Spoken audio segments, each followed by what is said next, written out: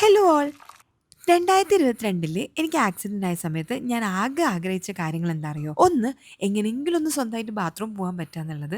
പിന്നെ എൻ്റെ 2 കുട്ടികളുടെ കാര്യം നോക്കുക എന്നുള്ളത്. ആ സമയത്ത് ഒരാൾക്ക് 4 വയസ്സും ഒരാൾക്ക് 6 വയസ്സായിരുന്നു. അത്രയും ചെറിയ പ്രായത്തിലാണ് എനിക്ക് ഇത്രയും വലിയൊരു ആക്സിഡന്റ് സംഭവിച്ചത്. ശരിക്കും പറയുകയാണെങ്കിൽ എൻ്റെ 31-ാം വയസ്സ് മുതൽ ഞാൻ ഹാൻഡിക്യാപ്ഡ് ആണ്. പക്ഷേ മുന്നത്തെ കാര്യം വെച്ച് നോക്കുമ്പം ഇപ്പം അൽഹംദുലില്ലാ ഇത്രയൊക്കെ ചെയ്യാൻ പറ്റുന്നുണ്ടല്ലോ.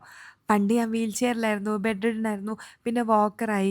എന്നാലും ഇപ്പോൾ സ്റ്റെപ്പൊക്കെ കയറുമ്പോൾ ഒരാളുടെ ഹെൽപ്പ് വേണം. അതുകൊണ്ട് തന്നെ എന്നെ എന്ത് പരിപാടിക്ക് വിളിച്ചാലും എനിക്ക് പോകാൻ നല്ല മടിയാണ് കേട്ടോ.